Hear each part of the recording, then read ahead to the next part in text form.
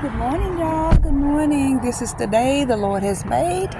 We will rejoice and be glad in it. How y'all doing today? This is Mama C, and I am headed into. Oh, I think she's trying to get by me.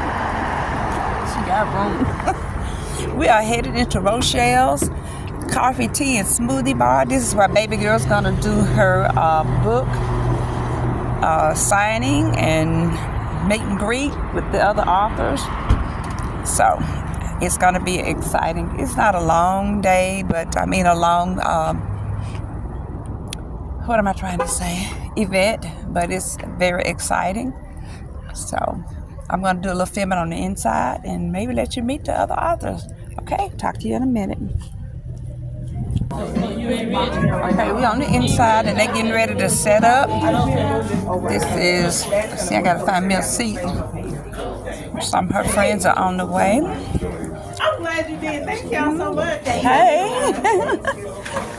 She's supposed to be sitting up at that. You could have left it there. I need to move that out of here. Oh, okay. They're trying to get a place for them to set up. It smells wonderful in here. Let's see what else they got, y'all. Books on financial literacy for African Americans. Hey, that sounds like a good book. They got Scrabble. I got that at home. I need to put on eBay. Let's see. Don't tell me how I'm going. Oh, I love me some coffee. Hey, I'm good. Oh, no, I'm with my daughter. Thank you. The coffee smells fantastic. They got a lot of books here. I think this is what this is, where you can come in and get you good cup of coffee and sit down and read a good book. Dear Pastor, your church hurts. The power of a grandmother's love. Okay, that's interesting.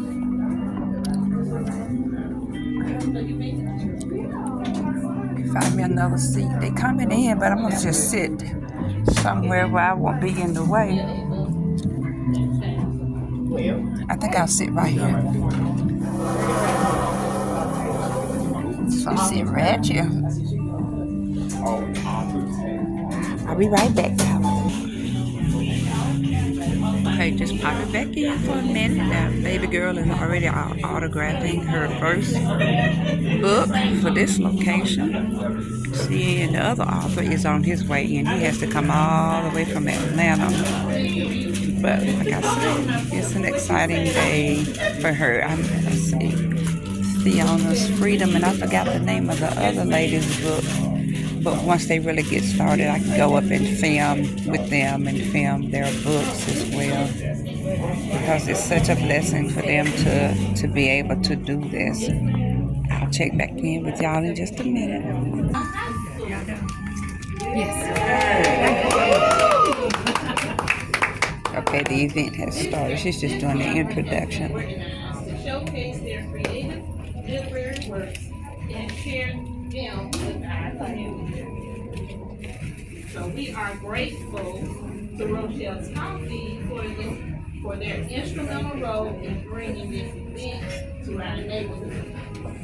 And their support has made it possible for us to come together and celebrate the talents of our authors. So let's give Rochelle. Thank you, Rochelle.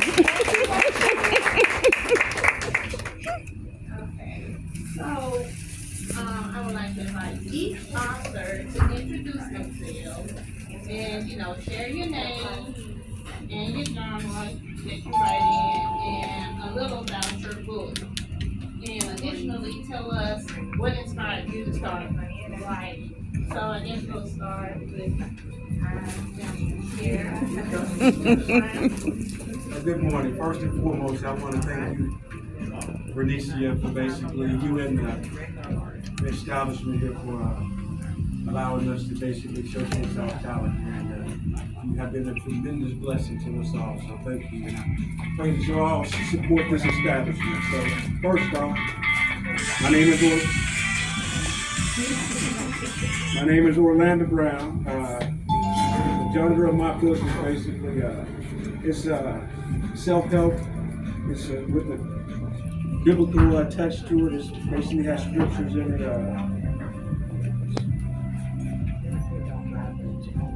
The title of the book is Lessons Learned. And what inspired me to start writing this book is I wanted to help people and inspire people basically to learn from the things that I've experienced in life and to give them some tools to basically be better. So that's one of the things that inspired me to write this book.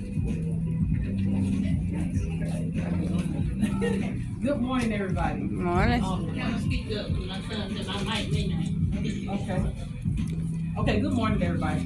My name is Erica Bryant, better known and lovely known as Erica B. I'm actually a professional airbrush designer, and I decided to go around, actually 1997, I remember journalizing that I wanted to become an author, and I didn't know how it was going to look, if I was going to be an autobiography, but it turns out it's a coloring book, but the coloring book does have a lot of sentiments of my own childhood experiences. So the name of my book is called Coloring with Numbers and Shapes, appropriated for ages 3 and above. I do have adults that buy this coloring book. The first part of it is actually affirmations, and then just some other fun, cool stuff that I think you will enjoy. So, yeah, like I said, I wrote down that I wanted to become an author. I didn't know how that was going to look, so this is how it looks. This is just edition 1, so there's more to come.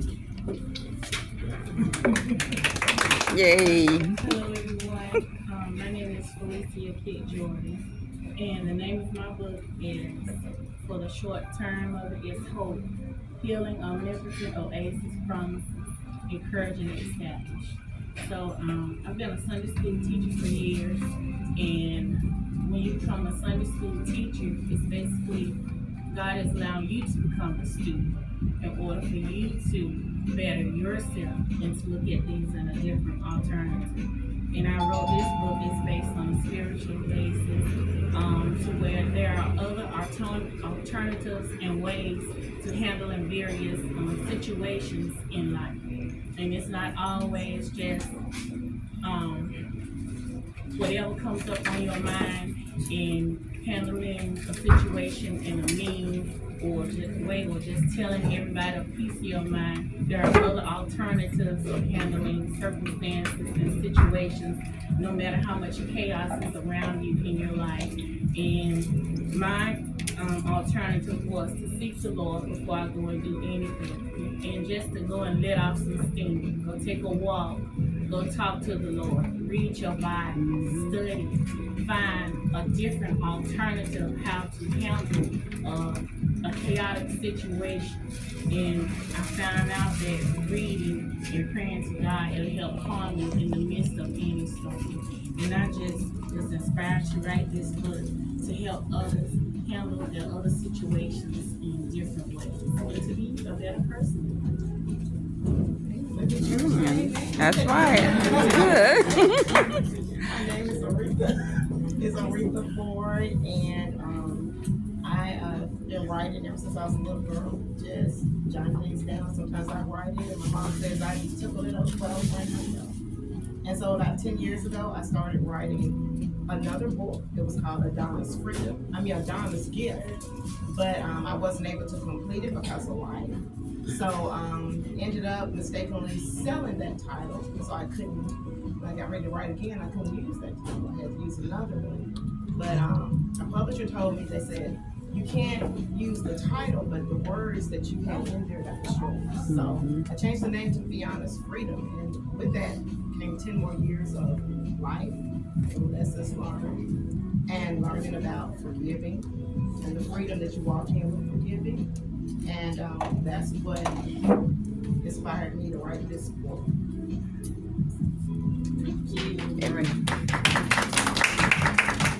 Very good. We're gonna transition into the next section. Now, our next section, we want each of you to read an excerpt from your.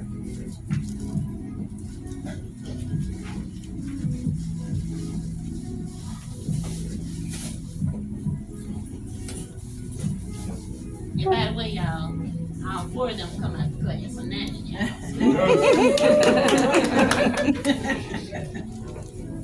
want to start? Okay, I'll just start with the introduction to my book. Basically, how often have you had to repeat a lesson because you failed to learn from it? We usually begin to embrace and learn from our mistakes and experience as we mature. We have acquired knowledge from other people's experiences and our own. We all had to go through many trials and tests, many of which we passed. And as I stop, I'm gonna tell you these are all chapters in my book as I went through it. So past is the first chapter. Often we must repeat those trials and overcome obstacles several times due to being stubborn, selfish, rebellious, or because we desire to do things our way. While we embrace and learn from our mistakes, we find ourselves having to help friends, family, and associates go through some of the same challenges and issues. Seeing them deal with those challenges, we generally will say to ourselves, I'm glad that's not my problem. As we as people shun and shy away from seeking help and sharing our struggles and battles with others, we usually try to endure and walk alone, becoming stressed and depressed, which often leads to sickness. Once our bodies encounters illness, it is usually our first warning sign for help. But by then, the damage is done. We have ignored the warning signs, and now the alarm sounds, and we immediately realize that we should have sought help before reaching this stage. We then take a trip to the hospital or medical facility as a doctor. As the doctor views our medical chart, we become inquisitive, asking, "What's your perspective?" The doctor response usually determines our emotional reactions. If we receive a good report, we are thankful and often begin to praise God. If the doctor provides unfavorable information, friends and family members must encourage us by saying, "Don't lose your head," put another way, don't think about the negative, because it will only cause us to stress, because it would only cause us to stress more. We must use wisdom and speak only faith-filled words during those situations. We must provide examples of previous storm survivors who overcame similar problems or conditions. As overcomers, we often reflect on the things God has brought and delivered us from. We tend to forget or give little thought or attention to the sacrifice Jesus made for us on that cross. It baffles me that he would leave his beautiful, luxurious home and, at the request of his Father, to come to earth and experience such a brutal beating to save us, knowing beforehand we would continue to sin. I experienced no love like the love he has shown me. I've been in friendships and relationships where the above-mentioned love was never present. I found myself paying tuition. Those tuition payments consisted of me paying for a valuable education while enduring what I felt was an emotional crucifixion. I had to encourage myself, like David in 1 Samuel 36, which led me to look to the light, or shall I say to God, who helped guide and lead me, regardless of my mind and flesh desiring to return to that old relationship. I had to be strong and announce that I was now dating Kim. I had to share that my heart was finally healing from the pain caused, and I prayed continually that no one would ever have to walk in my shoes. Over time, I had to learn to forgive. Forgiveness and healing did not occur overnight. I had to call on the King through prayer, meditation, and fasting. I experienced so many storms that I often felt like a ship tossed to and fro. Yet, while enduring those storms, I recognized God steering the boat. He used the turbulence to develop and grow my relationship with him. Upon receiving that revelation, I felt him working in me, and I knew nothing would stop or derail me, because he gave me the strength and tenacity to never give up.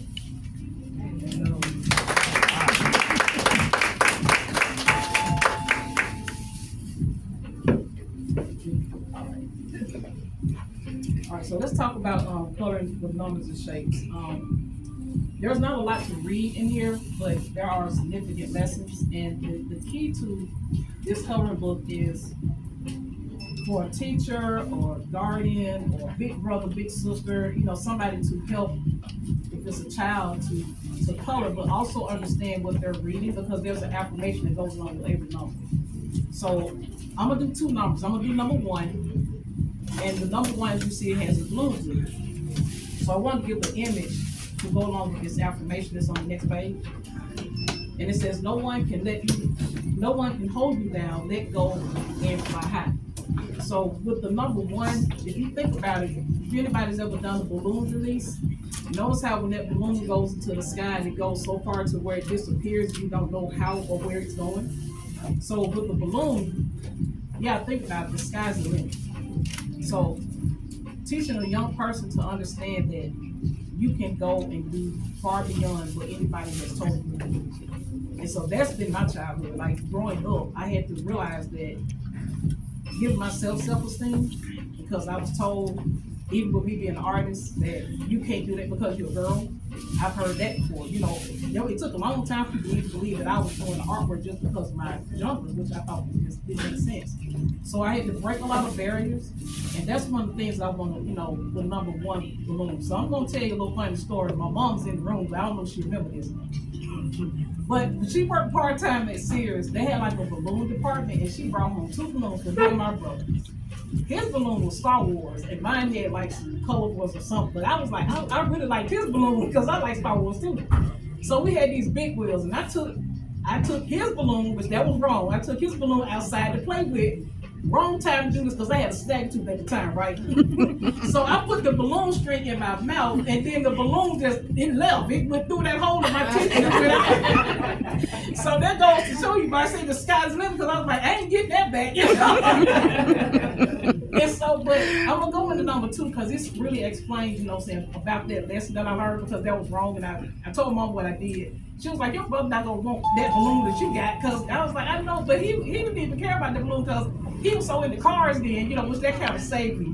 But anyway, so going into number 2, and it has bricks in the middle, but it also has stars around it. So that information is, I'm a star, you and me, we are both stars. So what number 2 is really explaining to a child is don't get caught into comparison. And that was with me. It's like, be content with who you are. And see, I should have been like that. I should have been content with the balloon that I was given. And sometimes that's like with us in life. Sometimes we feel like we're not enough or we're not complete. But teaching a child to know that you are special, you be who you are and who God made you to be. That's it.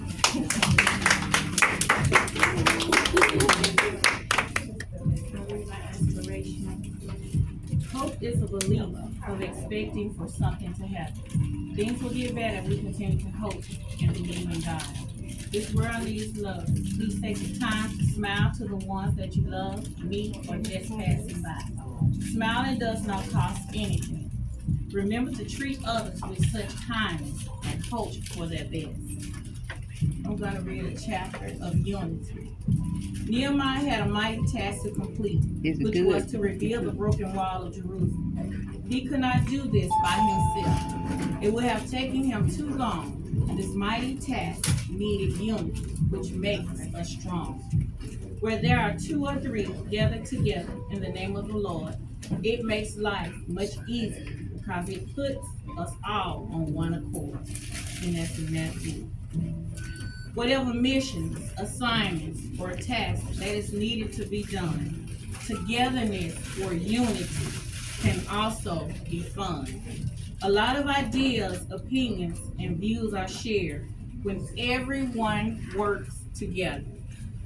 There is no I, no you, nor me. We show that we are strong because of unity. And that was just one of the chapters that I read.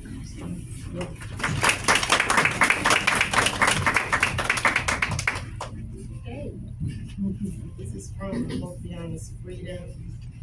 And it is Christian fiction, so hopefully I picked one that'll make sense. Okay.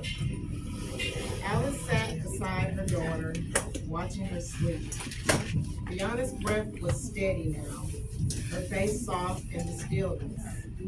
But Alice couldn't find peace. Not with the memories rushing in like a flood. Bianca's 16th birthday played in her mind like an old home video. It had been such a good day. At least she thought it was. Earlier that week, she had brought Bianca the sweetest little yellow dress from the mall. Her baby had twirled in it, grinning from ear to ear. They set up tents in the yard, hired that young man from the church, that rap boy. She didn't really care about that mess, but still, she invited him to perform, wanted to make the day special. Everything had been perfect, but had it been? Alice leaned back in the chair, the memories shifting. There had been a moment, just a moment, when she couldn't find Fiona. She brushed it off. There were guests everywhere, people laughing, the music was playing. It was easy to lose track. When Fiona reappeared, she had changed. The yellow dress was gone. She said she spilled punch and put it in the washer.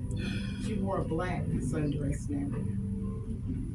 Alice hadn't thought much of it, but now the memories hit her like a blow. Was that You what arrived. happened? Destination is on your right. Her chest tightened. Oh God. Tears slid down her face. I wasn't there for her. All those years of being present for everyone else, praying for church members, counseling mothers and daughters through heartbreaking crisis, and she hadn't seen her own child suffer. How had she missed it? She remembered catching on quickly when the girl at church started acting different. Alice had sat her down, had helped her and her family through the truth. The girl had been seeing an older man when she was pregnant. But Fiona, her baby, had started acting differently too. Quieter, distant, no longer wanting to be called Fifi. Alice had chalked it up to growing pains, maybe even teenage rebellion. She hadn't wanted to believe it could be more, but now she knew better. She missed it, missed the pain behind her daughter's eyes, missed the signals, missed the moment that changed everything.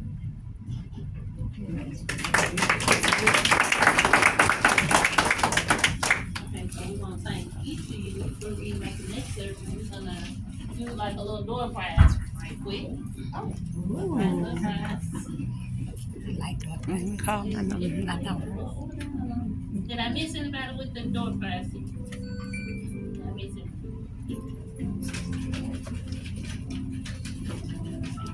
It's my mom, I'm gonna let her choose one.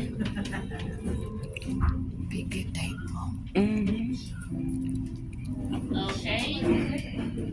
3516, the last four. Oh, Tiffany.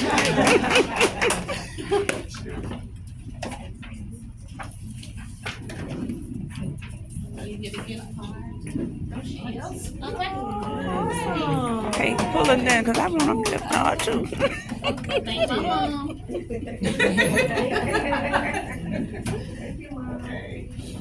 Alright, so now we're gonna go into our roundtable discussion where our authors were given